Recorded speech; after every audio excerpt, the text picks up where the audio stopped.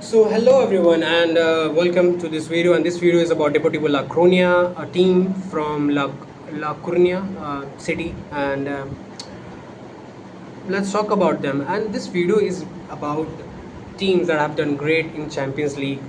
At least I'm not talking about them winning the title, I'm talking about the great runs they had in the Champions League, you know. So I'm making series about these teams. So I thought what best way to start this series than to start from the greatest comeback that a team had done in Champions League, Deportivo La Coruña, so against AC Milan. So that's the video is about, and that's the series would be about. So uh, let's talk about that. Before I start that, let me what I wanna talk about. What was my perception of Deportivo La Coruña? So I was not into much club football.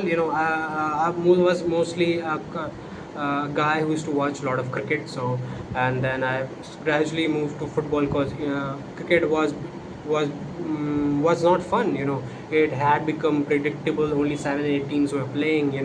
And you were like, there's no much fun here, and I'm gonna move to a different sport. And it's not about the different sport. It's like you want something in your life. As a guy, you want sport in your life, right? Simple as that.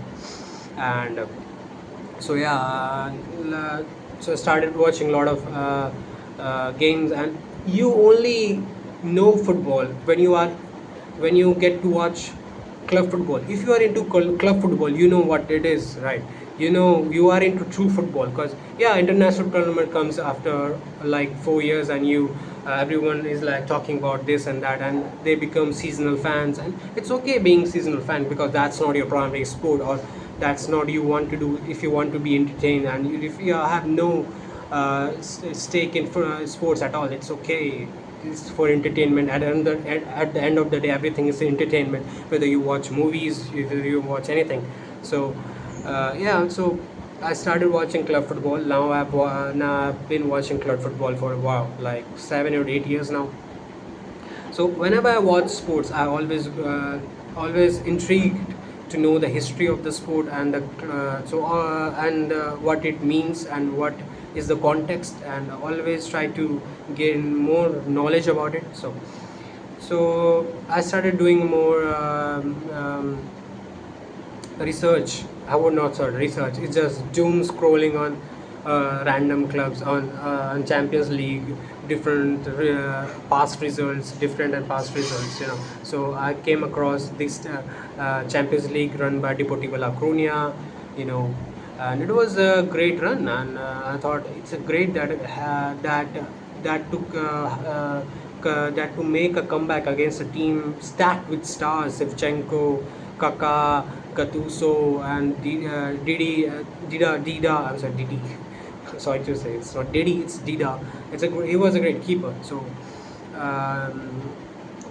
yeah. So once you are in football tutor, you get all the knowledge you need, and yeah.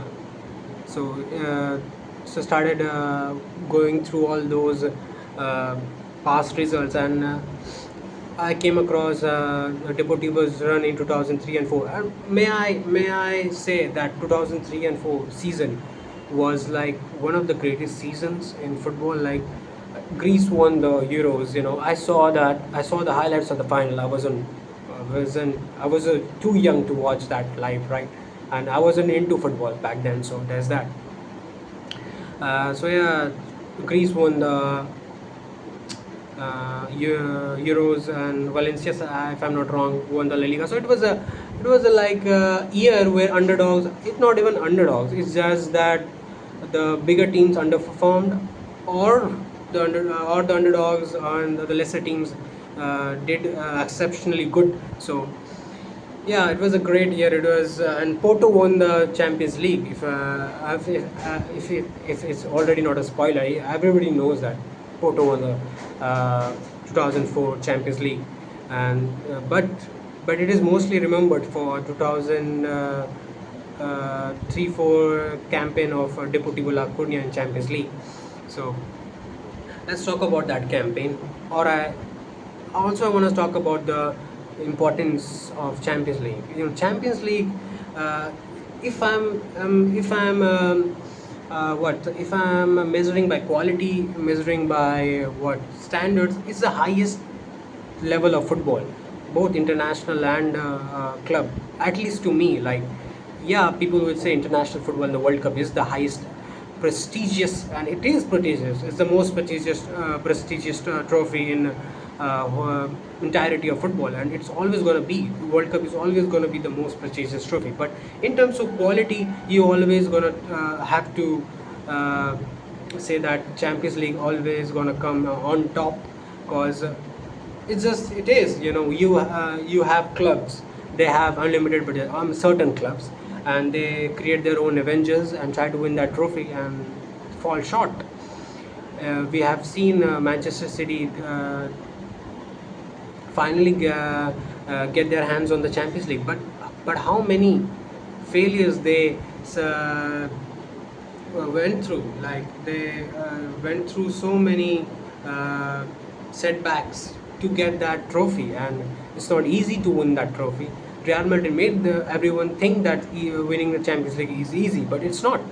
You can see the team like Manchester United, Barcelona, and AC Milan have not able to get their hands on the trophy for like a decade now. At least for Barcelona, it has been a decade, and for United, last they won the trophy in 2008. For Milan, last time they won the trophy, if I'm not wrong, in 2006, where Kaká, it was six, I think it was 6 or 7, I think, where Kaká won the Ballon d'Or or something like that. If I'm not wrong, I have to check the facts.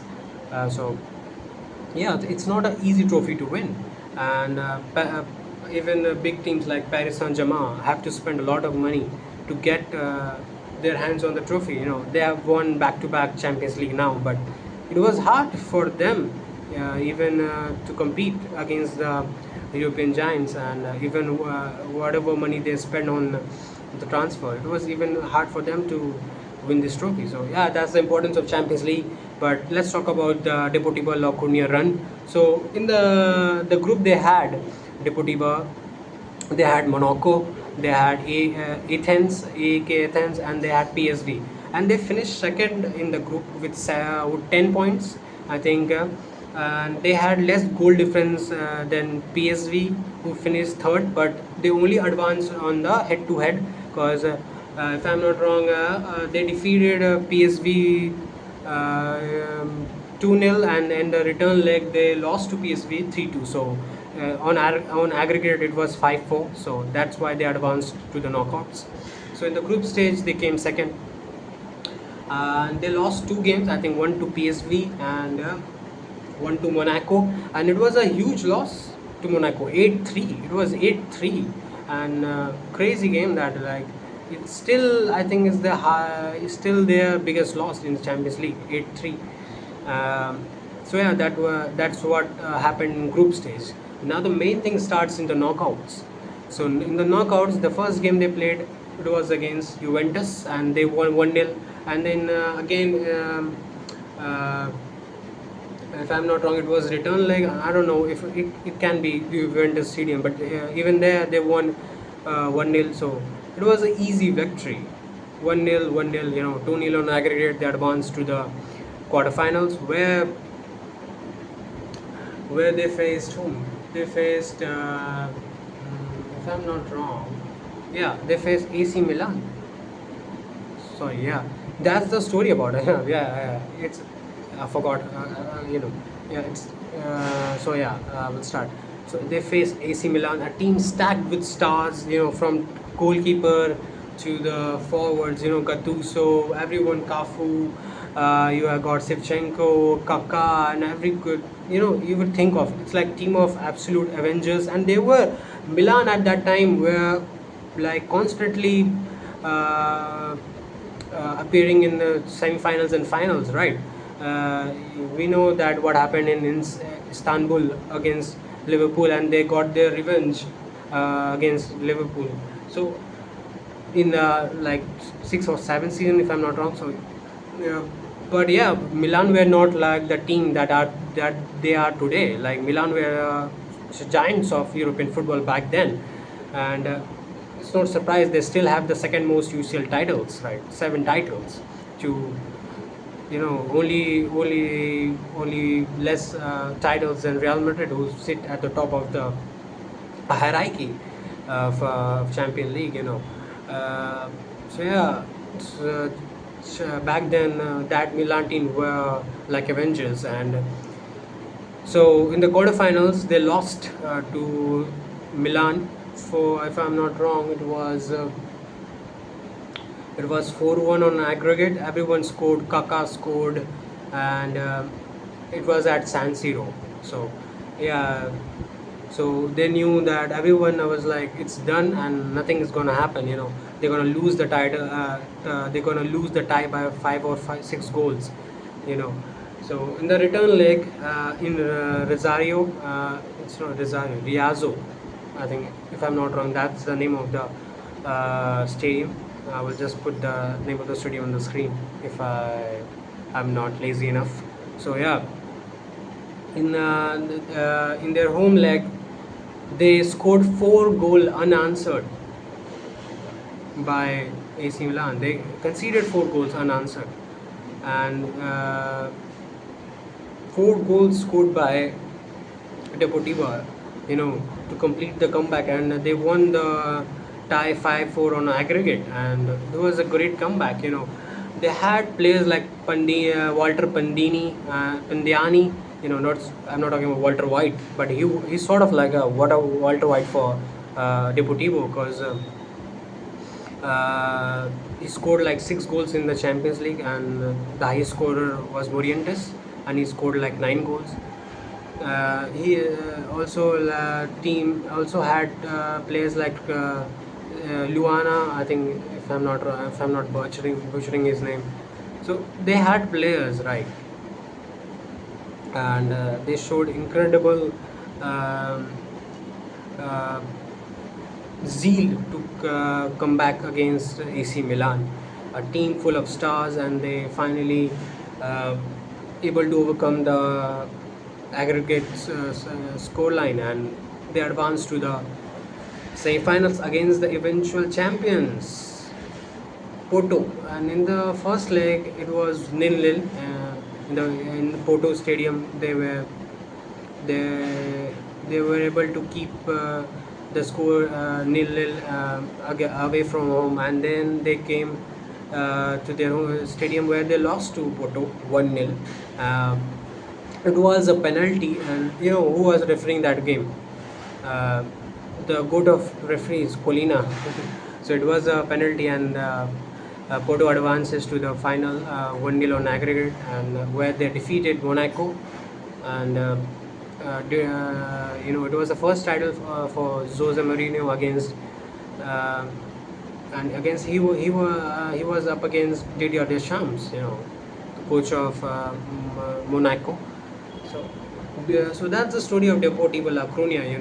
Now they are back in the La Liga, and I want them to stay there, right, for a long time, because they're a fun team. They have a great history, and they should be in the La Liga. Because when you have such a great legacy, you want them to be seen. Not to plunder to the second and third tier. Where they will not be able to get that exposure, that that matches their legacy, I would say. So yeah, it's great to see Deportivo to be back where they belong. I always wanted them to be in La Liga. Now they are, and I hope they find ways to stay in the league. Not to become that yo-yo club. Like they used to be back in when they back in day when they were started as a club. So so I don't want them to be relegated. Of course, I want this team to be the giant they used to be. I think it's not possible in today's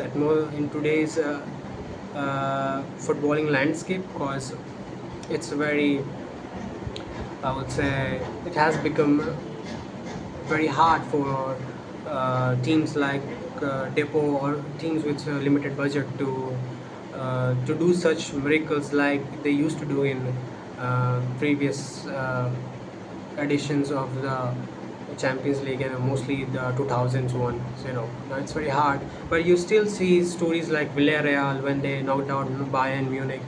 You still see some teams uh, pulling such comebacks. So, and it's always going to happen because football is unpredictable at the end of the day. Even though it has become predictable in the recent years, football will always surprise you. So, yeah.